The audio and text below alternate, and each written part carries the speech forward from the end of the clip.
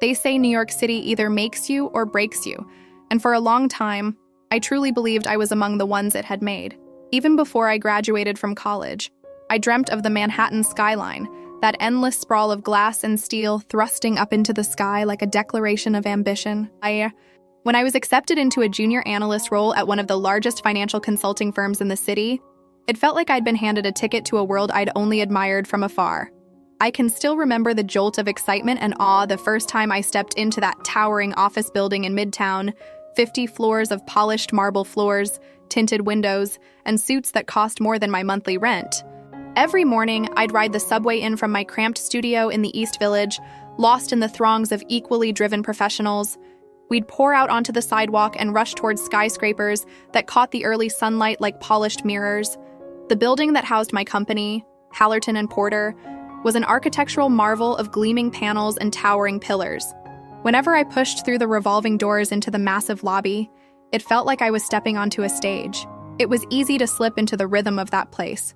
The echo of heels on polished floors, the subdued chatter of teams discussing client portfolios, the hum of phone conversations, and the rattle of espresso machines providing the caffeine that fueled our collective ambition. My job was intense but methodical. I was responsible for analyzing data, assembling reports, and assisting senior consultants on major projects. The hours stretched late, my tasks felt endless, and the city lights blurred into one brilliant tapestry behind the glass walls of the office. Despite the workload, I liked the straightforward nature of my position. I could measure success by how flawless my spreadsheets were, how accurate my forecasts became, or how timely my presentations landed with clients. I prided myself on punctuality, on handing in everything neat and polished, each decimal point properly placed. Hard work, diligence, and a good attitude had always opened doors for me, and I saw no reason to think Hallerton and Porter would be any different. Then Victoria Hale arrived. Until her first day, I'd heard only distant rumblings of a leadership shakeup among the senior ranks. Word on the grapevine was that the firm had lured away a high-profile executive from a competing consultancy. Rumors described this new figure as an innovator, someone who could reshape entire departments by mere force of personality. At the time, I paid only half attention to the gossip. Senior leadership changes always caused a stir, but rarely did they affect my day-to-day life in a direct way. I assumed that was how it would remain this time, too. Just another name at the top of the organizational chart. Someone whose memos I'd read, but never meet face-to-face. I was wrong. From the moment Victoria Hale stepped off the elevator onto our floor, you could sense the shift in the air. She was tall, maybe 5'10" or so, commanding in her bearing.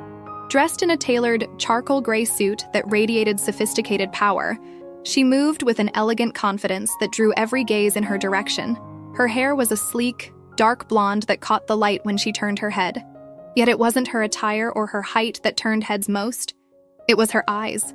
There was a cool directness to them, a penetrating clarity that hinted she was perpetually 5 steps ahead of everyone else in the room. I remember seeing her for the first time from across the reception area.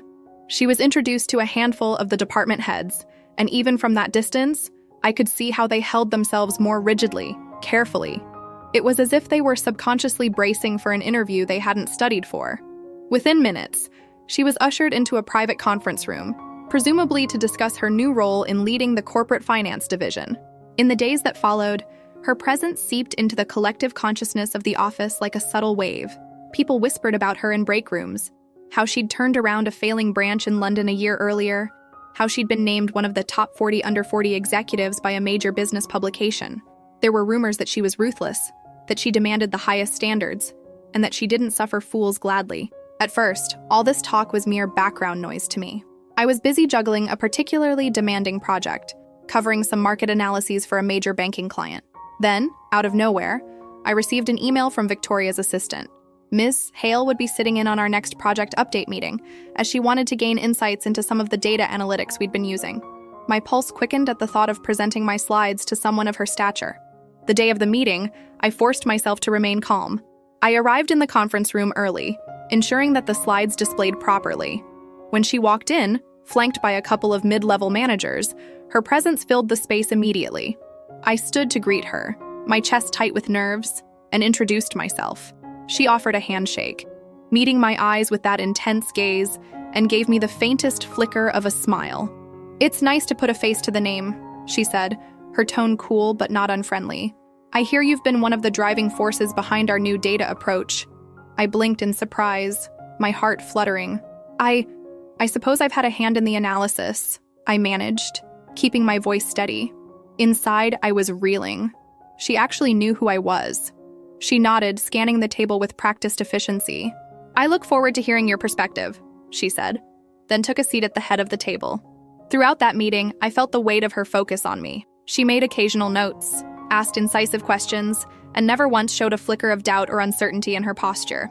When I presented the numbers, her eyes remained fixed on me, and I found myself fighting an odd flush. By the time the meeting ended, I was relieved, yet also strangely exhilarated.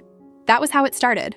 A series of small interactions, an approving nod in the hallway, a politely worded email that commended me for thorough work, a moment in the break room where she asked about a statistic from my slides. Each time, I felt something beneath the surface. She rarely displayed warmth or affection. She was far too poised and professional for that. Yet, there was a subtle intensity to every exchange, something that left me uneasy and curious all at once. And so the stage was set. I had no inkling then how far this undercurrent would take me, or how completely my world would flip once the lines between us blurred.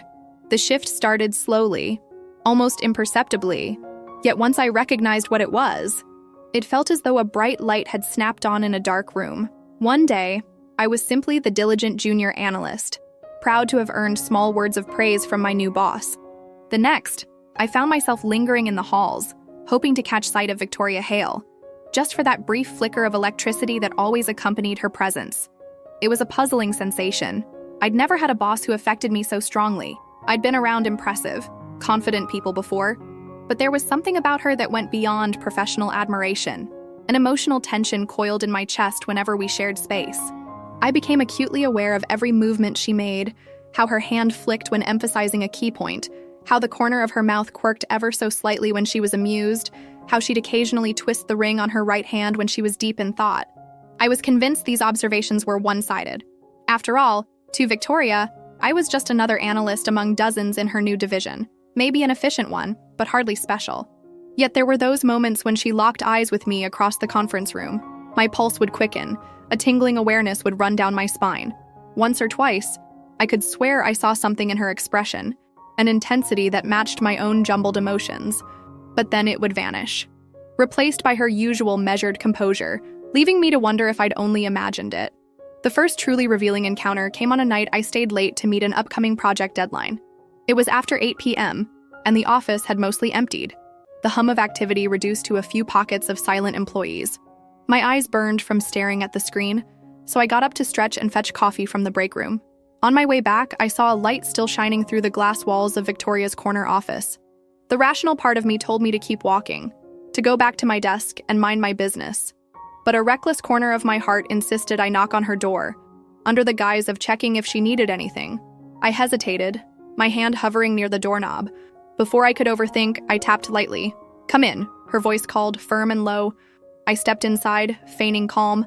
She sat behind her polished wooden desk, her jacket draped over the back of the chair, her sleeves rolled to the elbow. She looked up from a stack of paperwork, slightly surprised to see me. "Oh," she said, setting her pen down. "I didn't realize anyone else was still here. I'm just finishing up some analytics for the Torsen account," I said, trying to keep my tone even. "I wanted to see if there was anything you needed before I left for the night." A slight smile curved her lips. "That's thoughtful," she said, leaning back. "But no, I'm fine. Just catching up on some internal reports." I nodded, lingering near the door. "Okay. Well, good night, Ark, then." She tilted her head. "Wait, how's the Torsen data shaping up?" My chest fluttered. The historical trends are more erratic than we anticipated, but the last quarter actually shows signs of stabilization. I think they might be turning a corner. She nodded, gesturing for me to come closer. "Show me what you have." My heart drummed. I moved around her desk, holding my coffee mug in one hand. She motioned to a seat, but instead, I leaned over the side of the desk to angle the printed pages toward her. She scooted her chair back slightly, giving me room. Our proximity was suddenly intimate in the hush of that office, the overhead light casting warm halos across polished surfaces. As I pointed to the data, I caught the faint notes of her perfume, a warm, woody scent that made my stomach flip. She asked a few direct questions about my methodology, and I answered, trying to focus on the numbers, not on the fluttering sensation in my chest. Then, as we wrapped up, she placed a hand on the stack of papers, brushing my fingertips in the process. It was an accidental touch, light, fleeting, but my entire body tensed with a sudden wave of awareness. I glanced at her, uncertain if she'd noticed. Our eyes met, and something flickered in her gaze, an acknowledgement of that electric contact. The moment stretched, taut and charged. Then she cleared her throat, withdrawing her hand. "Your analysis is quite thorough," she said, her voice cool again. "I appreciate the extra effort." I swallowed hard. "Thank you," I managed. "I just want to make sure we're prepared for tomorrow's briefing." She nodded. "Well, you're certainly exceeding expectations," she said softly. "It doesn't go unnoticed." A warmth expanded in my chest, mingling with the nervous tension. "That means a lot," I said. She gave a small nod, lips parting as though she might say something else. Then, almost abruptly, she rose from her chair, smoothing her sleeves back down. "We both should get some rest," she said, that brisk edge returning to her voice. "It's late." I agreed and left her office, my pulse roaring in my ears as I crossed the empty corridor back to my desk.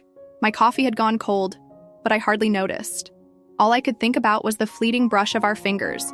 It was so small, anyone else would have called me crazy to assign significance to it. Yet, every nerve in my body told me it was real. In the following days, these subtle moments grew more frequent.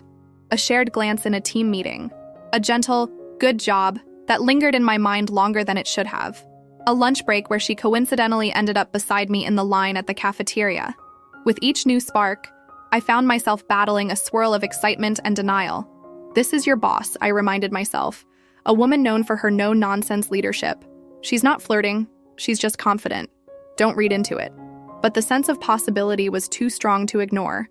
I would walk into the building each morning with my heart pounding, anticipating the next time I'd see her, and something in her behavior seemed to reflect a similar undercurrent.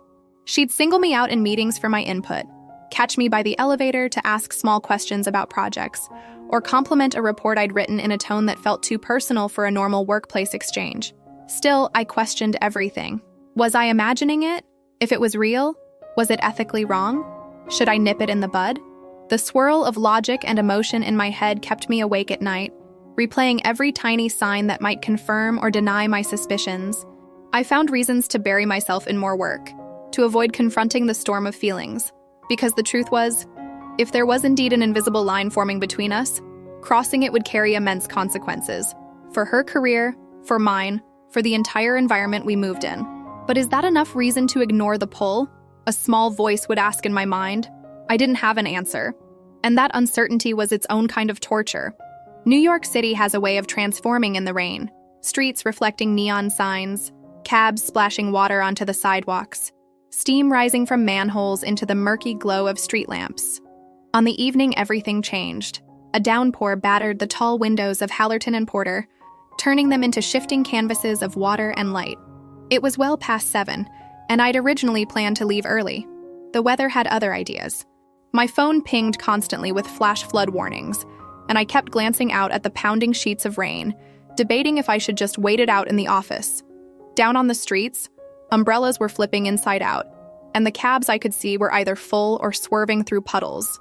By 7:30, I conceded that finishing a few more tasks was safer than venturing into that storm. Everyone else had seemingly decided otherwise. My floor was nearly deserted. I settled back at my desk, typed out a few last emails, and reorganized the final notes on an upcoming project. At some point, the overhead lights dimmed into night mode, leaving only the glow from my computer monitor and the faint emergency lights in the corridors. That was when I heard footsteps. They were brisk, purposeful, echoing in the quiet hall. My heart sped up. Could it be her? It was as if I'd tuned my senses to detect her presence. Sure enough, Victoria Hale appeared at the far end of the corridor, a sleek black overcoat draped over her arm, her phone in her hand. When she caught sight of me, her eyebrows lifted in mild surprise. "You're still here?" she asked, approaching. I could see the reflection of the fluorescent lights in her hair, droplets of water from the short trek she'd likely made earlier. "I was about to ask you the same," I said, trying to keep my voice casual. "It's pouring out there," She nodded, glancing at the large windows. Yes, the roads are a mess. I was waiting on a car service, but everything's backed up. She eyed my computer screen. Finishing up? I nodded. Figured I might as well. No point in swimming home. A faint smile crossed her lips. She glanced around, as though confirming we were alone. Mind if I see the final figures on that Gallagher account before I head out? I've been meaning to check something. Sure, I said, feeling my stomach do a flip. I'll pull it up. She followed me back to my workstation, set her overcoat down on a spare chair, and stood behind me as I navigated the spreadsheets. The hum of the air conditioning and the distant rumble of thunder underscored the hush between us. My nerves lit up at her proximity. She was close enough that I could feel the warmth radiating from her body, catch that familiar, subtle scent of her perfume. We spoke in soft tones as I pointed out the adjustments I'd made, some corrections to cost projections, a revision of expected yield. All the while, I was acutely aware of her presence at my shoulder, the quiet catch of her breath. The tension felt thicker than usual, maybe magnified by the dark, empty floor and the rhythmic drumming of the rain outside. When I finished explaining the figures, she leaned in slightly, placing a hand on the back of my chair. My heart lurched, and I had to remind myself to keep breathing. "This is well done," she said, her voice low. "I appreciate your thoroughness." I swallowed. "Thank you." She hesitated, as though weighing her next words. Then she spoke gently. "You've been working too hard lately. Always the last to leave, it seems." I tried to shrug it off. "I just want to make a good impression." "You've already done that," she said softly. Silence descended. My chest tightened as I fought the conflicting impulses swirling in my head. "Keep it professional," one side urged. "Don't let your emotions cloud your judgment." But the other side was all too aware that we were alone, that the tension between us had reached a crescendo that demanded release. I slowly swiveled in my chair, turning to face her. She didn't step back. Instead, she looked down at me with an intensity that made my skin tingle. Thunder rumbled outside, and the windows flashed with lightning. For a moment, neither of us moved. Then, in one smooth motion, she reached out and gently brushed her fingers along my arm, from my elbow to my wrist. A wave of heat roiled through me. Her eyes flicked to my face, searching, questioning, almost as if she were asking permission. I should have said something, pulled away, or politely told her I needed to go. But words failed me. My mind was a swirl of desire and fear. She stepped closer, her hand sliding up to my shoulder, then along my collarbone. The air left my lungs in a shudder. "You can say no," she whispered, her breath warm against my cheek. "At any time. I won't hold it against you." I closed my eyes, bracing for the possibility of reason, but instead, I found myself leaning into her touch, drawn by a current I couldn't deny. It was as though all the months of half-acknowledged tension had been building toward this moment. Unstoppable. She bent down, and her lips met mine in a soft, tentative kiss. My heart pounded so violently I thought I might faint. The sensation was overwhelming. Her taste, the warm pressure of her mouth, the subtle presence of her hands. It was an intersection of longing and terror, 1,000 unspoken thoughts crystallizing into a single, breathless instant. A small sound escaped my throat, half gasp, half moan. She took it as a sign of encouragement, deepening the kiss. Her hand moved to cradle my face, while the other slid down my arm. I found myself rising from my chair, responding despite the flurry of mental alarms. This was wrong. She was my boss, and we were in the office, of all places. But reason was drowned out by the tidal wave of feeling. When the kiss broke, we were both breathing harder. Outside, the storm raged on, the windows streaked with rain. She kept her hand lightly at my waist, her eyes searching mine. "We shouldn't," I managed to whisper, my voice shaky. "I know," she murmured, pressing her forehead against mine. "But I can't stop. I don't want to." Neither did I, if I was honest with myself. We stood there in that hush, hearts pounding, as though suspended in time.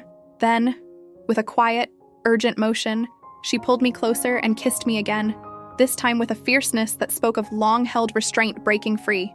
Her hands roamed over my back, sending shocks of adrenaline through my system. Dizziness washed over me, a potent mix of euphoria and dread.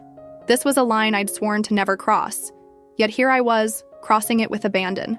My fingers curled into the lapels of her blouse as I kissed her back, savoring the heady rush. The tension we'd built for so long ignited in that moment, unstoppable.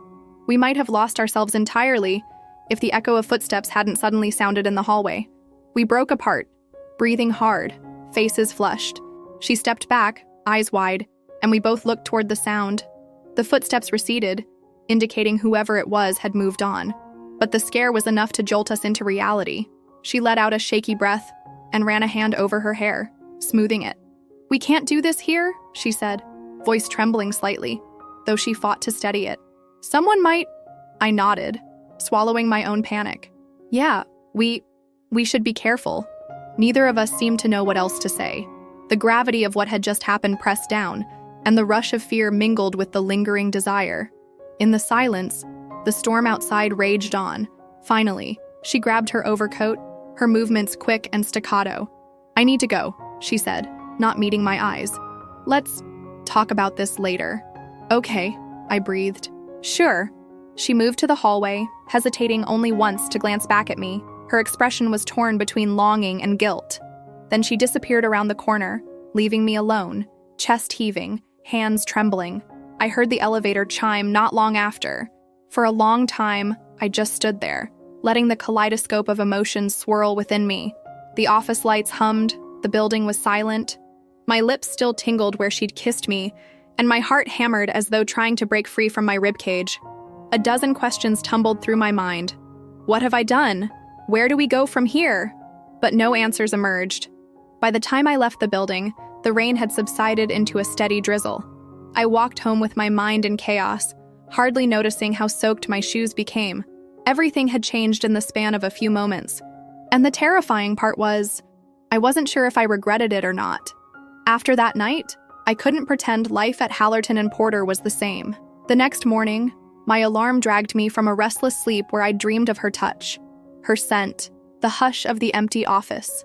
The memory lingered in the corners of my mind like an unspoken secret, and I half expected my phone to light up with a message from her, but it didn't. I arrived at the office earlier than usual, hoping to anchor myself in the routine of spreadsheets and email catch-up. My coworkers filed in, greeting me with the usual banter about the weather or the latest news, utterly unaware of the tumult inside me. I forced smiles, nodded along to small talk, but all the while I was scanning for any sign of Victoria.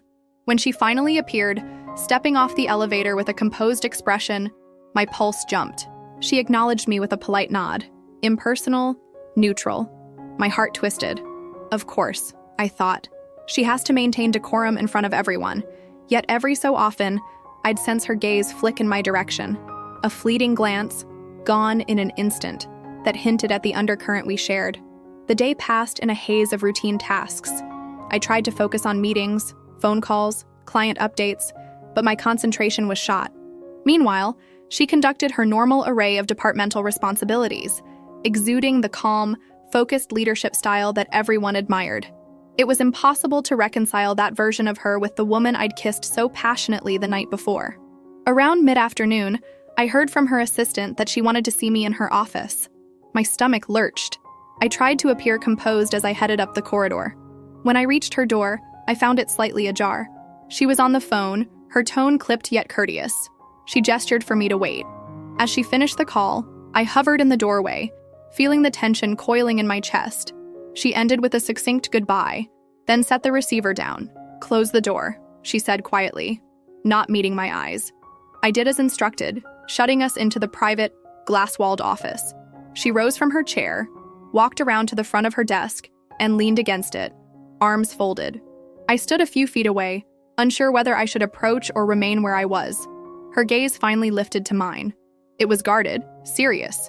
But behind that shield, I sensed the same swirl of emotions I felt. "We should talk about last night," she began, her voice low. I nodded mutely. My mouth was dry.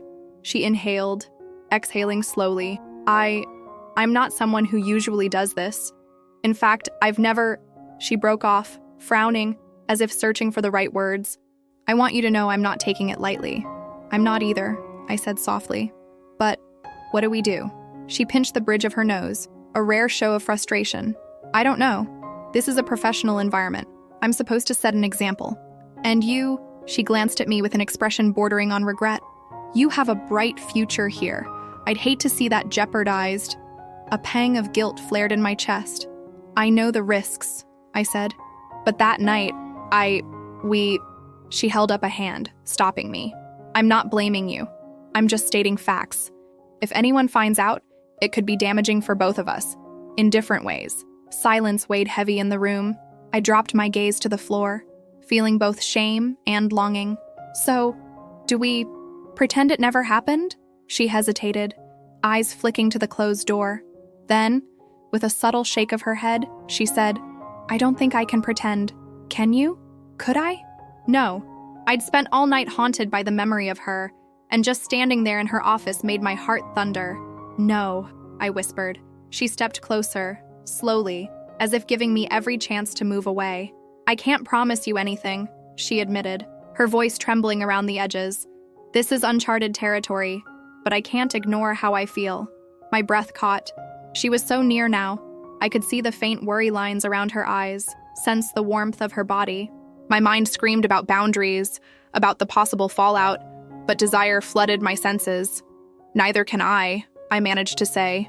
For a moment, we stood there in the hush, the glass walls around us an ironic reminder that we were in plain sight, except the blinds were half drawn, offering a semblance of privacy. She reached out and brushed a strand of hair from my face. The gentleness of it nearly undid me. Then, before either of us could speak further, a knock sounded at the door. We sprang apart, hearts pounding. She cleared her throat, instructing the person to come in. One of the senior associates peeked in, oblivious to the tension, and asked for her signature on some documents. She took them with a cool nod, telling me I was dismissed for now, that we'd reconvene later about the Gallagher account. I left her office with conflicting emotions roiling inside me. The rest of the day was a blur. She and I maintained professional distance, interacting only in group settings, but every time our eyes met, a jolt of awareness passed between us. By evening, I felt drained, as if I'd run an emotional marathon. That night, I got home to my tiny apartment and paced the kitchen, rehashing the conversation in my mind. She'd basically admitted she cared, that something about this was as compelling for her as it was for me. But there was no plan, no strategy. How could there be? If we were found out, the repercussions could be severe. A swirl of dread and excitement churned in my stomach. I wanted this, but I was also terrified that I was stepping into quicksand. In the weeks that followed, we fell into an uneasy dance. On the surface, little changed. She was still Victoria Hale, formidable and exacting, and I was still a hardworking analyst. But beneath that surface, stolen moments multiplied. A text message late at night that read, "Thinking of you, hard to sleep." A near subtle brush of our hands when we exchanged folders. A quick kiss in the hallway after everyone else had left. Adrenaline spiking as we risked being caught. Each exchange felt dangerously intimate, fueling my desire, yet tightening the coil of anxiety in my chest. I told myself daily that we needed to talk it out, establish boundaries, decide if we could proceed in a way that wouldn't jeopardize everything. But it was so hard to be rational when my heart pounded at the mere mention of her name. And, truth be told, each time we found ourselves alone, neither of us seemed eager to talk about practicalities. We'd succumbed to the closeness, the hush, the taste of each other's lips as if it were inevitable. Then came the day I discovered that rumors had begun to swirl. A friend in the office, upon hearing that I'd had a few closed-door meetings with Victoria, teased me about being the boss's new favorite. Another coworker joked that I should ask her for a raise since I had her ear. These were offhand remarks. None pointed directly to a romantic entanglement, but they rattled me. People are noticing, I realized, even if they don't know what they're noticing yet. The potential for gossip felt like a noose tightening around us. Late one afternoon, I confronted her in her office. "This can't go on like this," I said, voice trembling. "Everyone's going to start asking questions, and I don't want a scandal. I can't lose my job." She sighed, leaning back in her chair. "I know." She ran a hand through her hair, a gesture of stress I'd rarely seen from her. "I hate that we're sneaking around like criminals. But if we make this public, we risk formal repercussions. Hallerton and Porter has a strict policy about relationships between managers and subordinates." I fidgeted, swirling my keys in my hand. "So what do we do?" She stared at me, emotion flickering in her eyes. "We either end it or find some way to keep it hidden better. Neither is ideal." The weight of those words sank in. I felt tears threaten, but I blinked them back. "Ending it? Is that what you want?" Her jaw tightened. "No, but I don't want to see you hurt." A lump formed in my throat. "I'm already hurt," I whispered, thinking about losing this. She stood, crossed the office to me, and placed her hands on my arms, her touch warm yet trembling. "I'm sorry," she murmured. I wish this was simpler. I couldn't bring myself to answer. We shared a quiet, desperate kiss that tasted of frustration and longing, the kind that underscores how impossible it all was. And so we carried on, half living in secret, half living in fear of what might happen if we were discovered. I told myself that maybe it would be enough, snatches of affection hidden in corners, text messages that caught me smiling at my phone, a powerful longing that overshadowed common sense. But deep down, I knew a reckoning was coming. Nothing that burned this brightly could remain in the shadows forever without causing damage. Eventually, the rumors grew. What began as harmless office chatter about me being a rising star and her taking special interest in my career started to morph. I overheard someone in the break room speculate about some kind of relationship between Ms. Hale and a junior analyst. Another time, a coworker half-joked that I must have dirt on the boss to get so much praise. The jibes were delivered with a grin, but they stung because I knew how close to the truth they were. Every overheard whisper or sideways glance set my nerves on edge. When I walked down the corridor, I felt as though eyes were lingering on me, scanning for signs of impropriety. Anxiety hung over my daily routine like a storm cloud. I found myself second-guessing every interaction.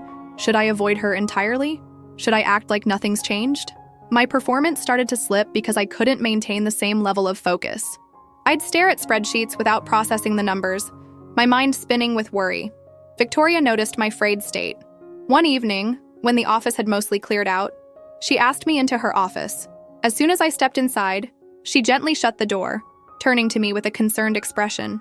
"You're anxious," she said softly. "I can see it in your face, in the way your hands shake when you hold a pen. Talk to me." I bit my lip, swallowing the lump in my throat. "Everyone's watching us," I said, barely above a whisper. "I can't concentrate. I'm terrified of losing everything. And it's not just me, your career, your position. It's all at risk." Her shoulders sagged. "I know. I'm so sorry." We stood there, a foot apart, the tension thick. This woman I'd come to care for, this brilliant, intimidating figure, looked as lost as I felt. Why did it have to happen like this? I wondered aloud, tears pricking my eyes. Why did we have to meet in these circumstances?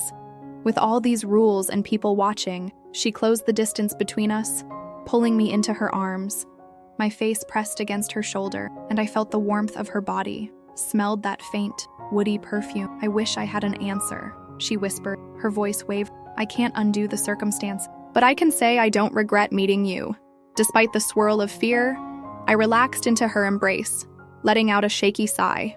For a while, we just stood there, holding each other in the dim light of her office, the hum of city traffic below. It felt illicit and comforting all at once. Then my phone vibrated with a text. I glanced at the screen. A friend from HR, who sometimes fed me tips about organizational changes, had sent a message that said, "I've heard your name in a closed-door HR discussion. Are you okay? Something about possible code of conduct issues." My stomach dropped. This was it. The storm that had been gathering was about to break. I showed her the text, and her face went pale. "They're investigating," she said hollowly. "They must have received a complaint or found enough rumor traction to act." I stared at her, dread overwhelming me. "What do we do now?" She exhaled, stepping back. "Damage control, I guess. Deny everything. Unless..." Her gaze flicked away, a hint of resolve hardening her features. "Unless we come clean, accept the consequences." And, "Accept the consequences?" I echoed, my voice rising. "That could mean you losing your job or me being blacklisted for violating policy. We can't just hand ourselves over." Her eyes glistened. "I know. I'm just exhausted from hiding. But you're right. We should try to minimize the fallout." Reality crashed down like a gavel. We agreed that if HR questioned us, we'd maintain that we had a strictly professional relationship, that the rumors were baseless. I left her office that night feeling as though I'd stepped onto a tightrope over a canyon. The slightest misstep would send us both into freefall. Sure enough, 2 days later, I received a formal email request from HR to come in for a discussion regarding corporate policies. My heart hammered as I read it. Victoria got a similar email, which she forwarded to me without comment. Anxiety clawed at my insides. The meeting was scheduled for the following Friday morning. I barely slept the night before.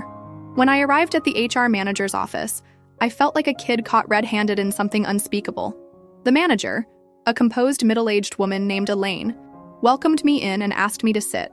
"We've received some concerns from employees," she began, her tone neutral. "They allege that you might have a relationship with a senior executive that goes beyond professional bounds." Heat flooded my face. I feigned a frown, like I was offended by the suggestion. "I'm not sure I understand," I said carefully. "I work with Ms. Hale on projects, yes, but that's the extent of it." Elaine studied me, her expression revealing nothing. "So you deny there's any personal involvement?" I took a breath, recalling the plan to deny everything. "Absolutely," I said, injecting as much sincerity as I could muster. "We have a great working rapport, but nothing beyond that." She asked me a series of questions: whether we'd ever met outside the office, whether we exchanged personal messages, whether I felt pressured in any way. I denied everything, painting our connection as purely professional.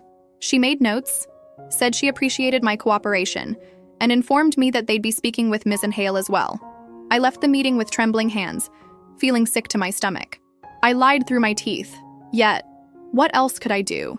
The alternative was to confirm the rumors and destroy both our careers. Victoria texted me after her own meeting, saying she denied it too, that HR would investigate further. Neither of us knew what that entailed, but we braced ourselves for the worst. In the days that followed, we tried to limit our interactions, hoping to quell the rumors. We avoided meeting alone, exchanging only quick, polite greetings. It hurt, especially after all the closeness we'd shared, but any sign of affection could be used as ammo against us. My anxiety hovered at peak levels, and I buried myself in work as a distraction. Eventually, the immediate crisis seemed to subside.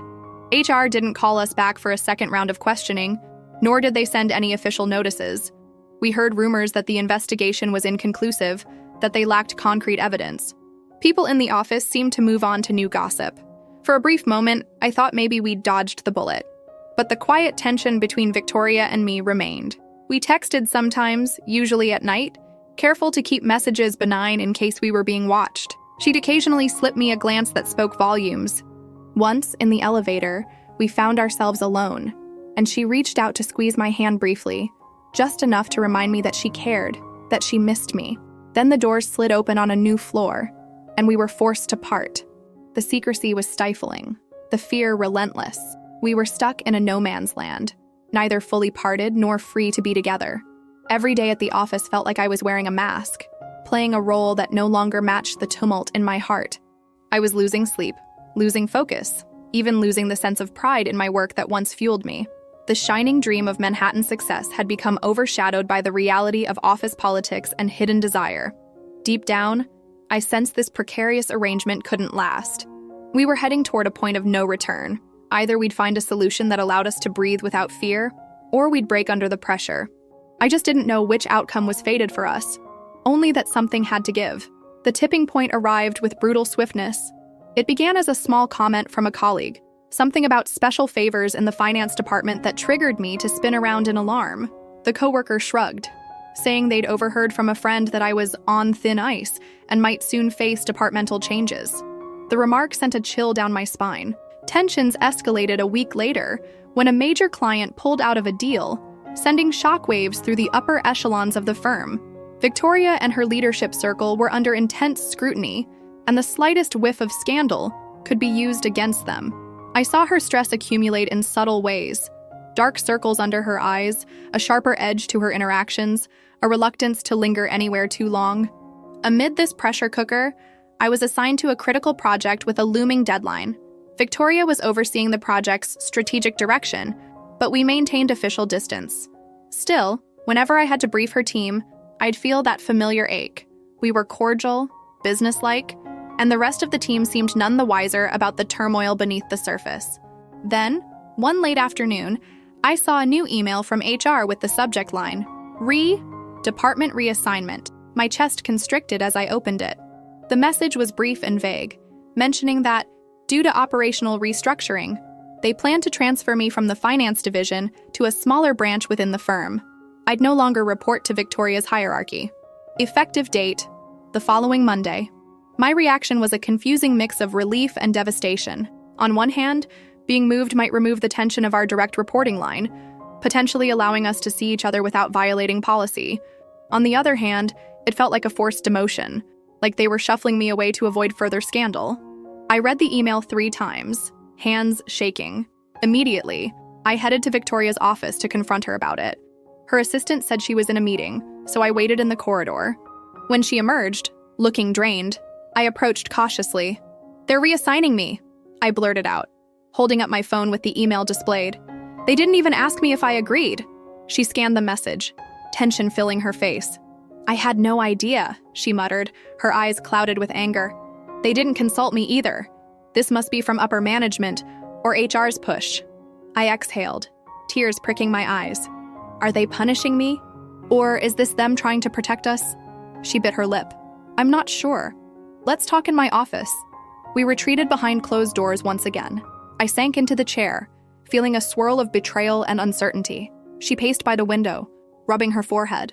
"If they're transferring you, it might be an attempt to eliminate the conflict of interest," she murmured. "It could be their way of quietly resolving the rumors." "But you didn't ask for this, did you?" I asked, fear creeping into my voice. She shook her head vehemently. "Never. I wouldn't cut you off from this division's opportunities without discussing it. You've worked hard here." A bitter laugh escaped me. "So they're basically forcing me out of your orbit." The realization stung. They wanted distance between us, whether or not we admitted there was something to distance from. Her expression twisted with guilt and anger. "I'm so sorry. This is exactly what I was afraid of." I stared at her, tears threatening to spill. What do I do? If I fight it, HR might dig deeper. If I accept it, I lose the role I love. She moved to crouch beside my chair, placing a hand on my knee. "I don't want you to sacrifice your career for me. If transferring is the better option for your future," my voice cracked. "I don't know that it is. I came here because this division is renowned.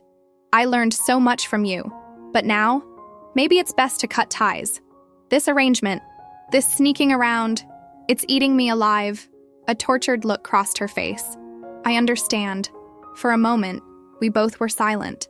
Then she whispered, "If you want to walk away from this, from me, I won't blame you. You deserve stability." My heart clenched. "That's not what I want," I said, voice trembling with tears. "But maybe it's what has to happen." She leaned her forehead against my hand, a gesture of raw vulnerability. "I never meant to cause you pain," she breathed. My eyes brimmed with tears. I gently slid my hand free, lifting it to stroke her hair. "I know," I murmured, voice choked. "I believe you." For a heartbeat, we considered the alternative, going public, demanding acceptance. But the realistic voice in our heads reminded us that corporate rules were strict, gossip relentless. Her position was precarious. My job security was hanging by a thread. And though we felt deeply for each other, we both knew we might not be strong enough to endure the backlash. The next day, I made a decision. I typed a letter of resignation, printed it, and placed it in a sealed envelope.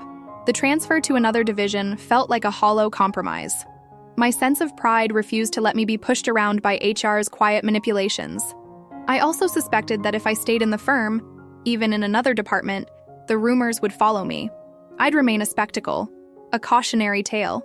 When I approached her office for the last time, I carried that envelope like a lead weight in my bag. My heart felt hollow. She sat at her desk, eyes rimmed with weariness.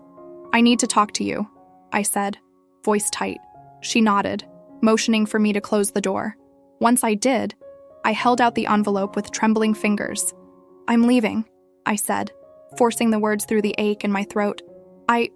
I can't stay here under these conditions." A flash of pain lit her features. "No," she whispered. "Please don't do this. We can figure something out." I shook my head. "I don't see how. Maybe you can, from your vantage point, but from where I stand, this job has become a minefield, and I don't want to spend my days living in fear." She rose, crossing to me quickly. Her hands came up to my face, thumbs brushing tears from my cheeks. "I'll step down from my role," she said in a breathless rush. "I'll find a different position here. You can stay. This is my fault, not yours." My chest constricted. It was so tempting to let her carry the burden, but I couldn't. She'd built her entire career to reach this level. Asking her to throw it away felt impossible. "You've worked your whole life for this," I said softly. "I can't let you sabotage it. Even if you did, We'd still be under the same corporate microscope. It wouldn't end well. Her eyes shone with tears she refused to let fall.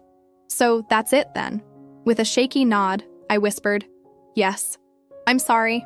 She leaned in, and we kissed one last time. A slow, grief-laden kiss that conveyed everything we couldn't put into words. Part longing, part farewell, it carved itself into my memory. When we broke apart, we both were crying silently.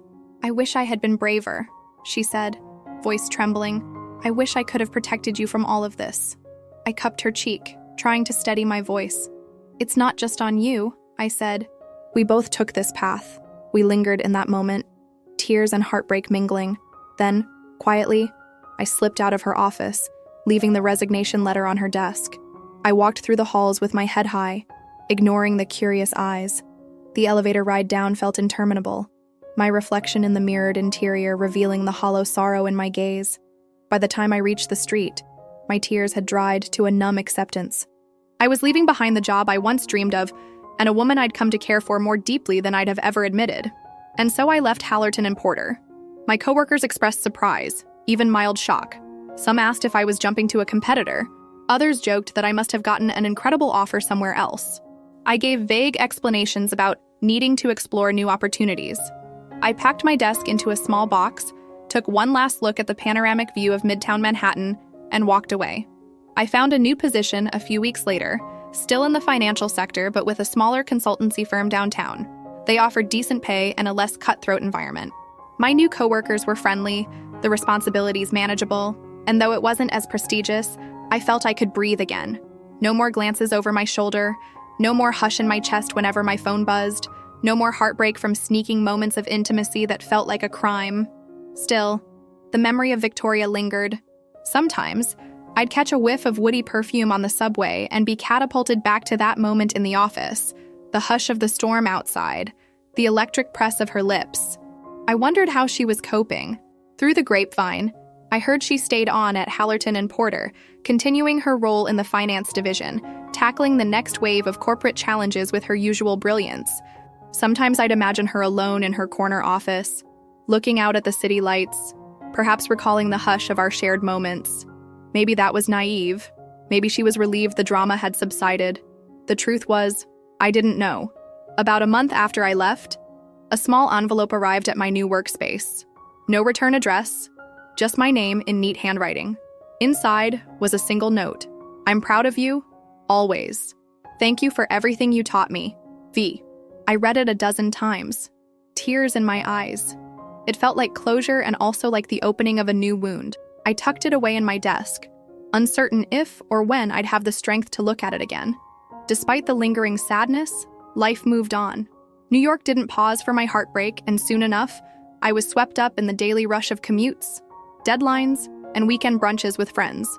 The city remained what it always was, a bright, unyielding swirl of possibility. I tried to focus on the fact that I was growing in my new role. My manager respected my input. My clients responded well to my ideas, and no one cared about my personal life. It was a simpler existence, though I couldn't pretend it was the one I'd originally aimed for. Sometimes, lying awake at night, I'd ask myself if I regretted it. If I could go back to that rainy night, would I have turned away from Victoria's kiss, saved us both the heartbreak and career upheaval? Yet every time I imagined doing so, my heart clenched, because in that series of stolen kisses and quiet confessions, I'd found something real, an intensity of feeling I'd never experienced before. Even though it ended in pain, it also awakened parts of me that had been asleep under the steady hum of ambition. I learned that I was capable of profound emotion, that a perfect professional facade couldn't insulate me from vulnerability. Months later, I stepped out onto the balcony of my new office building, looking over the bustling streets below. The wind tousled my hair, carrying the faint echo of car horns and city chatter. I remembered how, not so long ago, I'd been perched in a higher tower, believing I had everything under control. Life had a way of upending even the best-laid plans. I inhaled the crisp air, letting the memory of her slip gently through my mind, a swirl of heartbreak and gratitude. A part of me still loved her, or at least cherished what we'd shared. Another part recognized that we had been two people who found each other at the wrong time, in the wrong environment, and maybe that was all it was ever meant to be. I was no longer consumed by guilt or longing, though the ache lingered like a faint bruise on my heart. I let myself feel it, a testament that I was human, that I'd risked connection even when it was dangerous. If anyone asked me now, "Do you regret it?" I still wouldn't have a simple answer. The safest route would have been to keep my head down, to refuse that first kiss, to never meet her after hours or exchange clandestine messages. But I would have missed the spark that showed me I was more than a perfect report or a quiet desk. I was someone who could love deeply and fiercely, even if it broke me a little. In the end, I found acceptance in the knowledge that we'd both tried to navigate an impossible situation as best we could. The final question, if you were in my shoes, would you have done the same? Haunts me sometimes. Perhaps it's easy to say no from the outside, to vow you'd never mix romance and career, but the heart rarely adheres to corporate policy. And when that moment comes, when the lines blur under the glow of city lights and the hush of a late-night office, sometimes desire wins out over caution. Life moves forward, and I carry the memory of Victoria Hale with me, a complex interplay of longing, love, and consequence.